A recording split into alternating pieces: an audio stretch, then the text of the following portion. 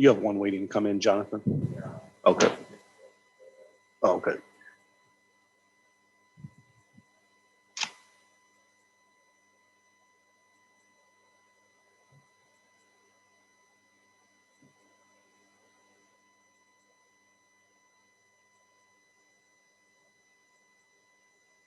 Hi, Jim. Welcome back. If you want to put Jim to the test, ask him, Chris, what was the last thing that you said so you could pick up from there. Were you listening, Jim? What was the last thing I said? No, I just got on. The first thing I heard was what Wendy said. Okay. So Jim, we're talking about what was Chris saying when the power went out, because we're not even sure what he was saying. So this is a test to you. We'll give it another 30 seconds to see if. No, we'll just start all over at the beginning. So we're going to have a roll call. Pay claims. Do it all over again. We're having so much fun here for $60.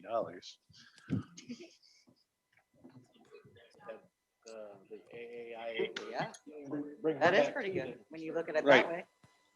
Plus mileage. Cool boy. Right. I'd be done in that. We're gonna go. We're live, correct?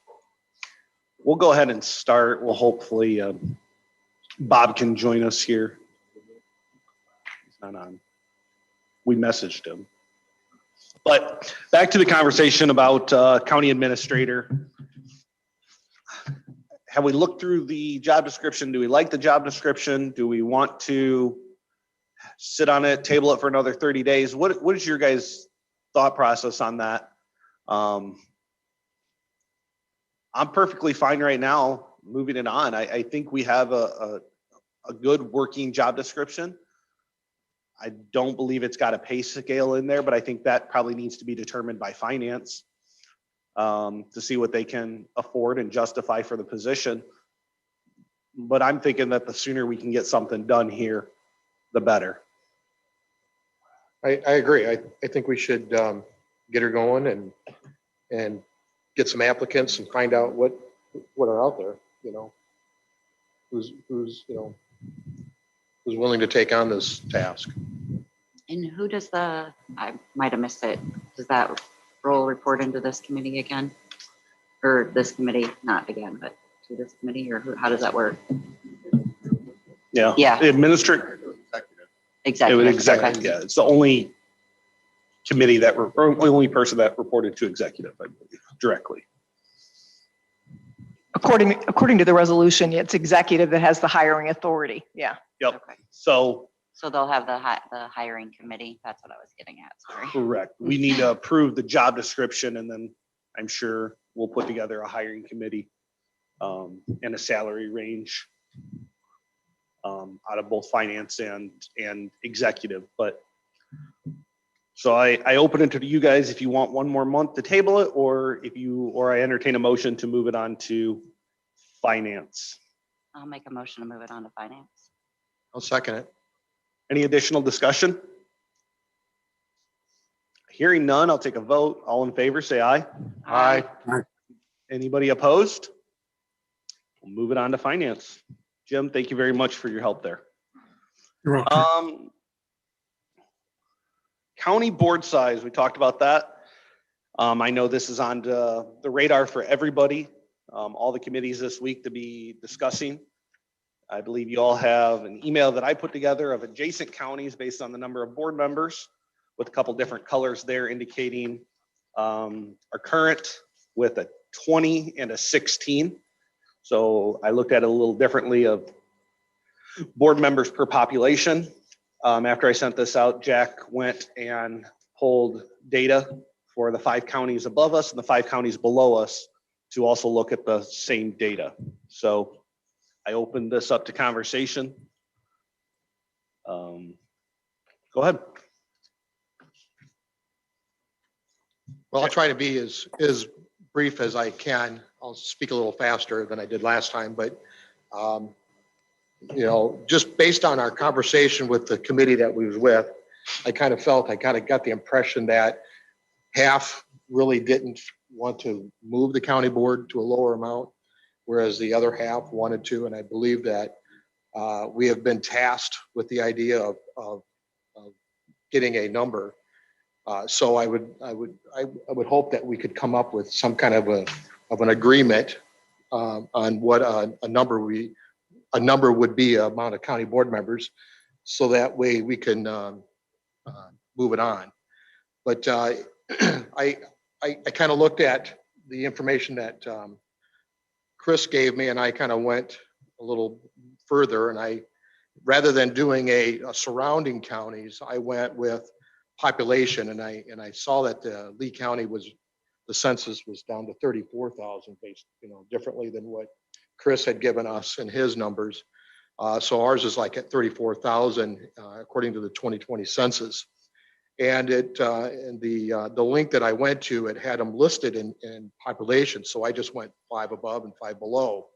And then I researched the different county boards, the amount of people, and then board members per population. And I did an average based on those 11.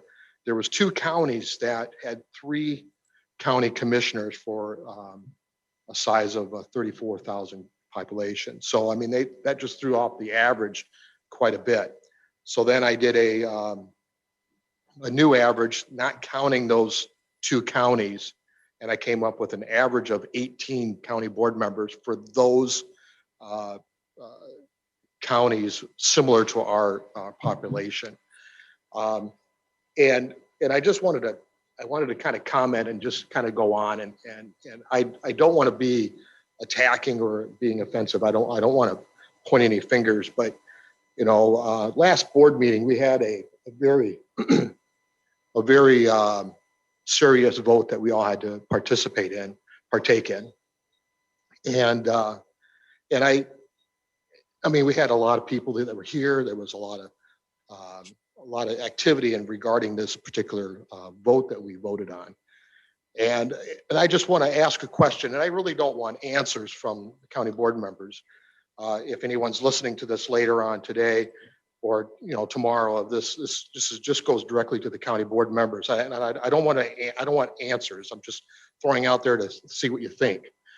But with that vote that we had, I'm just curious, and like I said, I'm asking the question: how many county board members actually took the time to look at the testimonies, or look at the transcripts of all the that was going on with the zoning board of appeals in reference to the vote that we had to deal with?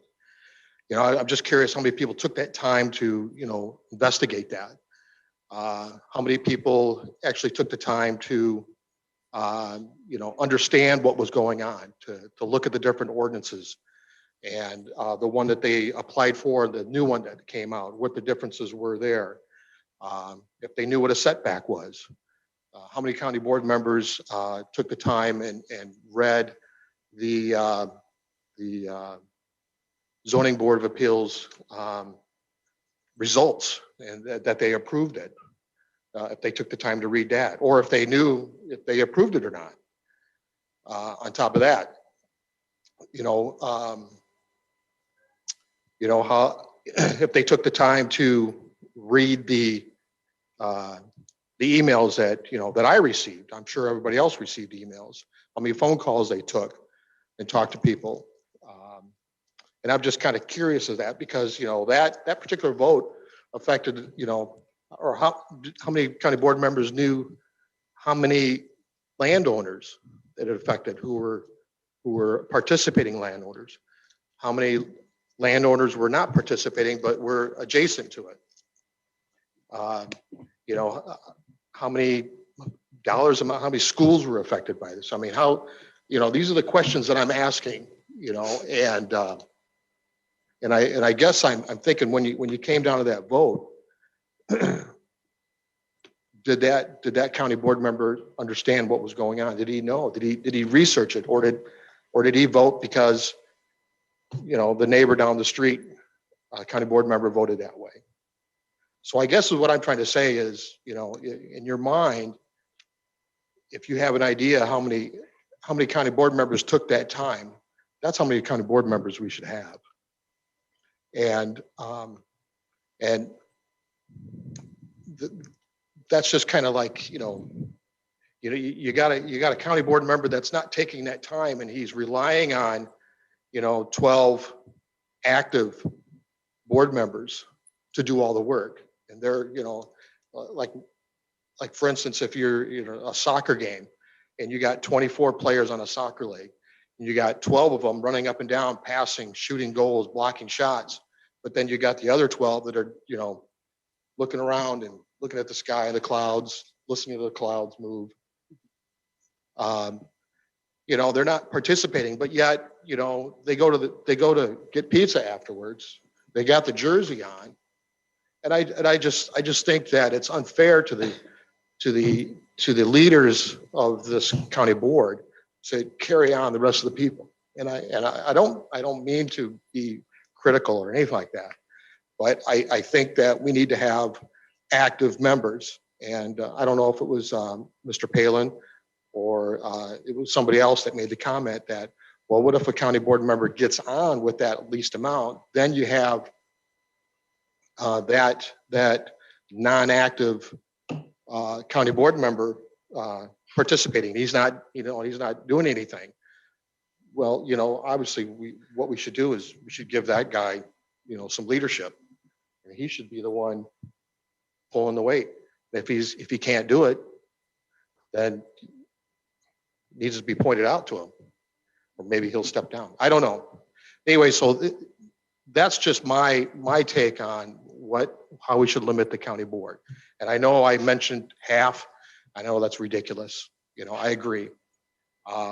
14, it's just next to ridiculous. 16, I don't think. But when I got this average of 18, I was kind of I think that could work. And so I just kind of challenge that everybody just take that opportunity to kind of listen to, as I described it. I tried to do it as best I could. I should have wrote notes down, but this is where I'm thinking. And another thing too, if you've got non-active members, but then you've got active members that are reaching out to those non-active members and saying, hey, I need you to vote this way. I'm just saying that's a possibility that could happen. And I think a county board member needs to make his decision based on his information and his due diligence. So anyways, that's my comment, and thank you for the time. Jim, do you have anything, or Bill? I've got some comments there if you guys want me to go. My feeling is that we've got a workable number at 24 and got a pretty good cross section of people. If we reduce the membership number, there's no guarantee that we're going to get an additional knowledgeable people that take the time to read these things. I read through it. I understand it. I responded to many telephone calls and emails, and that's the reason I voted for it. It's just that simple. But reducing the membership, there's no guarantee of having knowledgeable people elected. So it's my feeling that we've got a good cross section of members, good opinions by and large. What the board needs is more younger people on it. I agree. I think we've got a good working system right now, and I don't see any reason for change. So as the puppy in the room, I'll comment as far as the younger people. I was totally on board with going down to even 16. I really was. As soon as I put together my little cross section of information, I was like, wow, and now we don't have to do everything the same way other counties do, but I was like, wow, we're not out of line, so to speak. And so I could be convinced to go to 20. I don't think I can go to 16. And the reason for it is, if you want to continue to get younger, we need people to do multiple things. Like I use the example, and it's not that they're bad organizations, but it doesn't trip my trigger to go be part of Tri-County or UCCI or a lot of these other organizations, Black Hawk Hills. I love doing this, being chair, love sitting on committees, but I need other people who don't want to be a chair, who really want to go do the UCCIs and Tri-Counties and Black Hawk Hills and tourism. That nothing against it. It's just not my cup of tea. So the bigger cross section of people we have, the better the opportunity to get to fill all those other needs, especially as, like I said, if we go down to 20, 24, or even 16, now all of a sudden you're gonna be like, Chris, you're gonna be ad service chair, which many of you know that I'm up here a lot, right, Becky, in comparison. And then you're like, hey, you gotta be in charge of Tri-Counties or tourism or whatever it may be. And I'm tapping out because I still have a full-time job. I've missed 3 phone calls already since we've been up here. So that's where I'm at as a young board member. Yeah, this is Jim Horstman. The question of, if you shrink the board, you're going to reduce the resources, the manpower available to do things. Recently, I put some time in on the handbook and writing the administrator's job description, which was fine because I'm retired. But a lot of people just don't have that kind of time, especially with the short turnaround. And I think you shrink from 24 to whatever, you're reducing the resources available to the board as a whole. You'd be reducing the chance of guys like Chris being able to delegate tasks. And we don't want a whole board filled with retired people. We want more diversity, I think. And by shrinking the size of the board, I think you frustrate that in a couple of different ways, because fewer seats mean fewer opportunities for other groups to get involved. And again, it's just the number of people available to do some of this outside work. So I second Bill. The board seems to be working well at 24. Maybe other counties are doing as well with fewer members, but we don't even know that. When you look at other counties, we don't know if that's working for them. And we don't know if they're talking about increasing the size of their boards. So looking at the size of other counties isn't all that helpful, I think.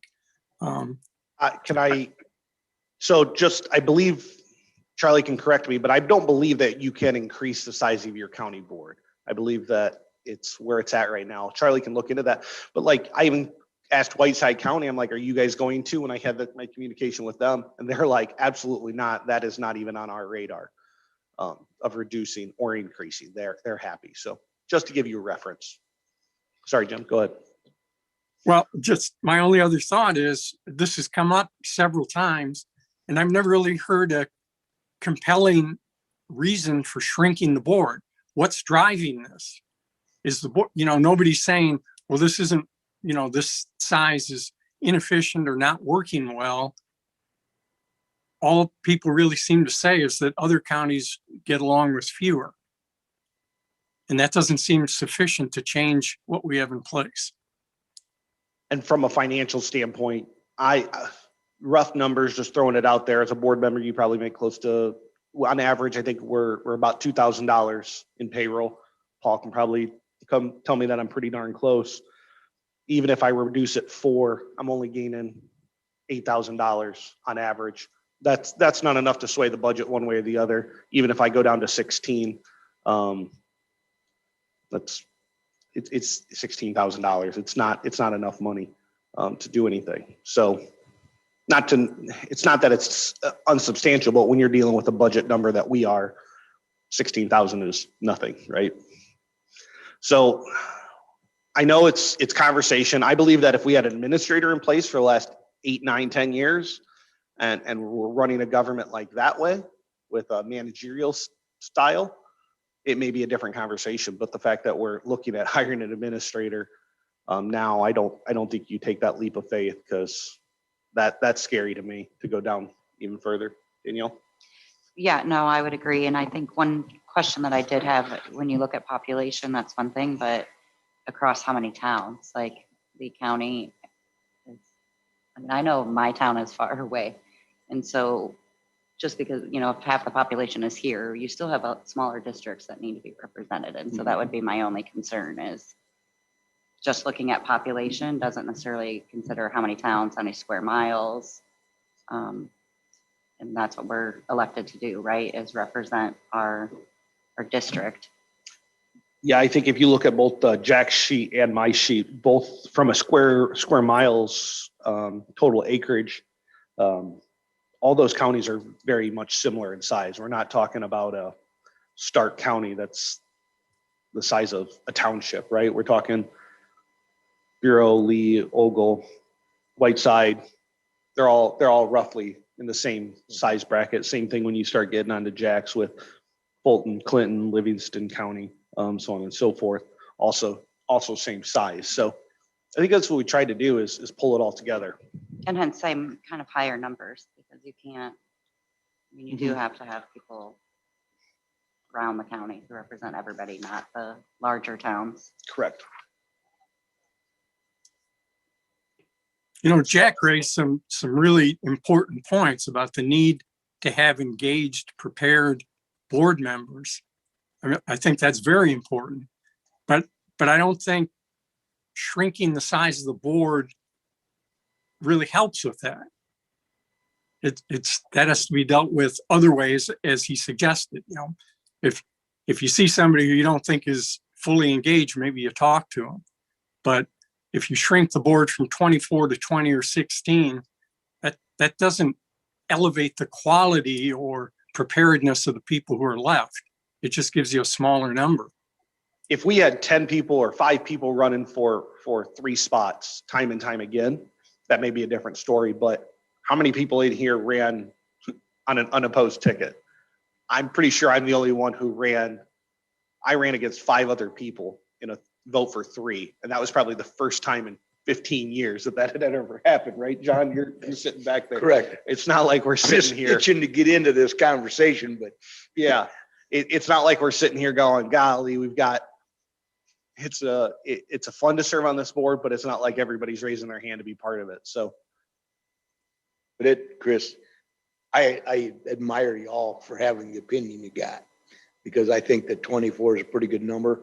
You got a lot of diversity, as Jim said, Bill said, you said, and it gives the chairman the ability to appoint good committee chairman and a good diversity on the committees of people that have expertise that they can help with the committee. So I think 24 is still a pretty good number. So to Jack, I believe your point is, like I said, when I first got onto this, I was like, let's reduce it. We got too many people, too many ideas, too many fish swimming different directions. But just by reducing it doesn't necessarily mean a better cast of characters. It's not that I don't agree with you on that. I guess my point is if you're going to be on the board, be prepared to work. And that's probably the more of the issue, not the. Yeah, that- and right there. I think that's probably, what's driving me is having the people that are engaged, that are participating, that are active, and I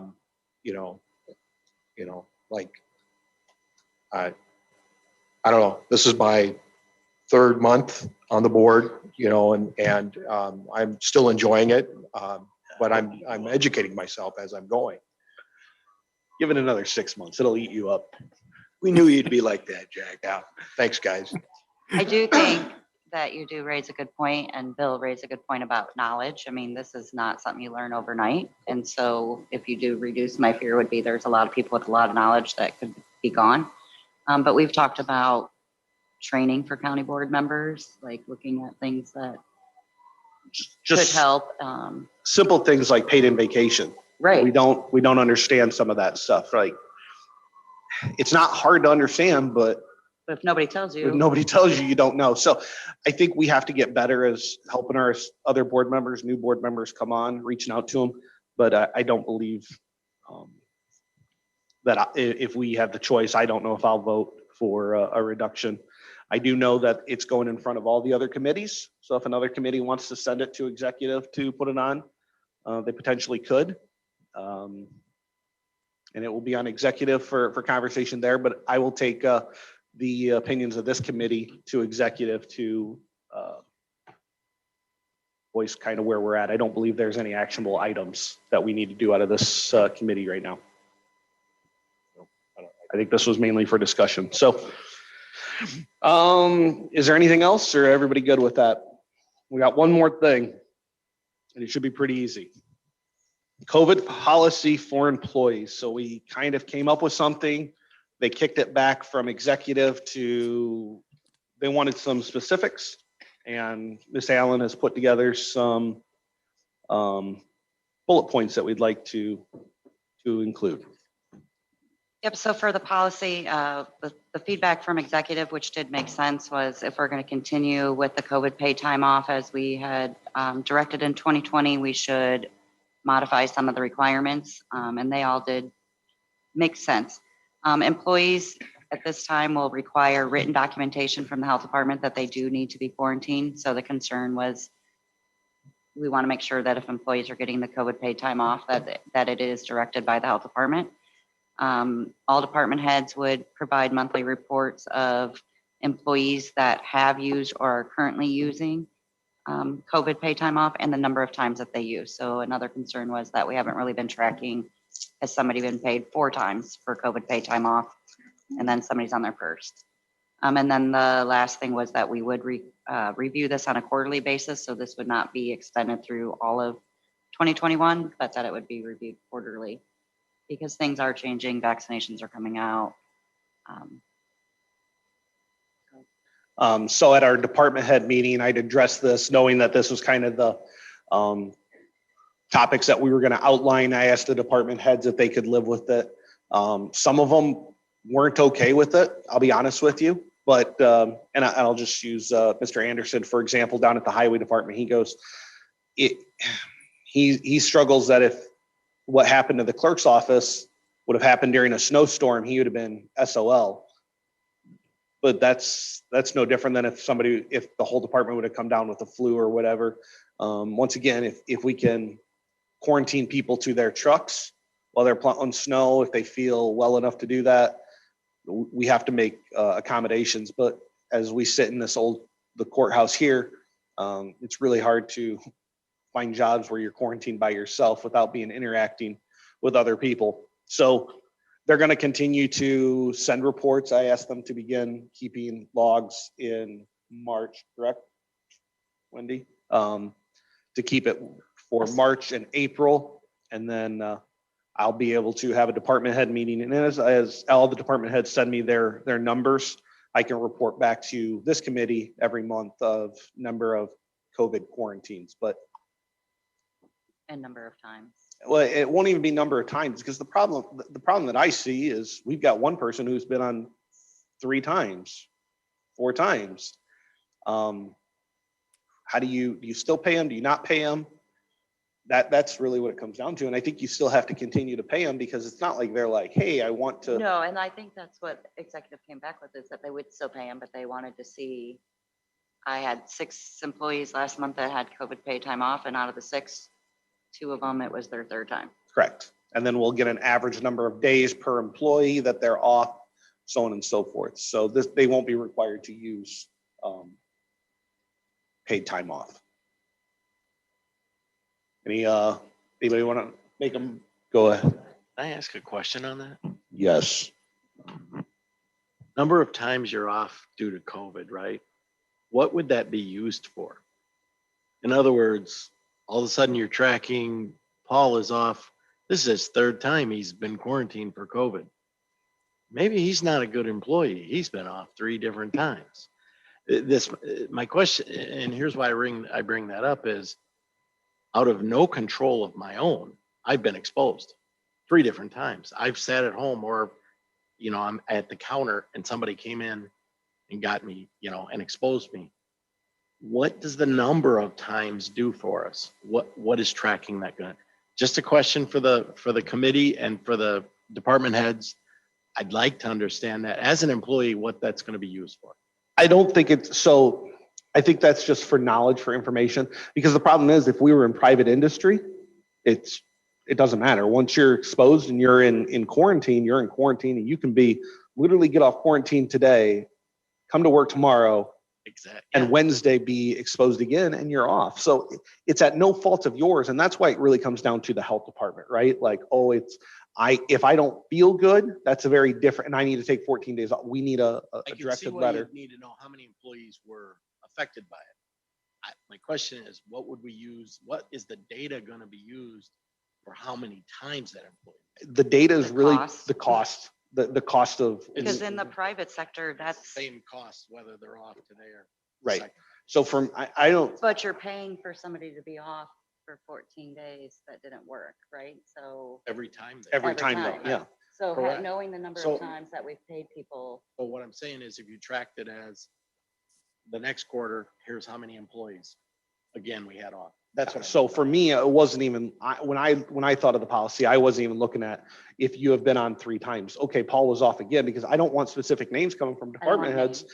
So I don't really even need to know. I'm gonna go, Wendy, how many people were in your office? And you go, I had 2. One person was off for 4 days because it was a holiday weekend, and the other person was off for 9 days or 8 Okay. days. And that's just compiling a financial data of what we're trying Absolutely to, agree that's with what that. we're really I after. Agree with that. And that's what I'm saying is you can use that data for cost without saying that that person was off 3 times. Correct. It just, It makes you worried. Yeah, that's not the intent of it. We're going to continue to address it quarterly. So I personally don't know if we even need to. The second part of that, the employee department heads. I think it's good information to have if somebody is using it repeatedly, not that it's their fault, it's just information to have of how many times, especially if it continues and we try to make a decision. Of do we renew this again? And when you think about public and private, the private sector is not getting that same benefit, right? So a No, lot of, The private sector is or I mean, getting, the public, yeah. or the public. No, the private, like my work, Yep. it's done. They're not every, They get tax credits is what it really comes down to. And that's where we don't get. So they're getting tax credits based off of how many times people are off, where we don't get the tax credits because we are government body. Go ahead, Bill. Well, I'm looking forward to this problem decreasing as time goes on. With the availability more of vaccines and what have you. I think we're on the right track right now. So this problem won't exist as time goes on. I love the optimism, Bill. I really do. I've got both my shots. There you go. That's why he's here today. I'd entertain a motion to move this on to executive. If that's what you guys want to do. in full or part of it. We can make it in full, we can make it in part. It's up, anybody want to change it? Not have documentation from the health department. They are not. Correct. Correct. And it doesn't have to be our health department. We're in Chicago, now Chicago Health Department puts them on. It's got to be from a health department. I can't tell you that my husband was exposed to documentation and I. And that's what we need to eliminate, right? The hearsay. So I'll take a motion to move this to executive. I'll make that motion. Any other additional discussion on it? All those in favor say aye. Aye. Anybody opposed? We have no executive session. I'll entertain a motion for adjournment. I'll make that motion. I'll second. All those in favor? Aye. Aye. Thank you guys. Have a wonderful day. Bye-bye. Yes, we approve claims. Yes, we did. We approve claims.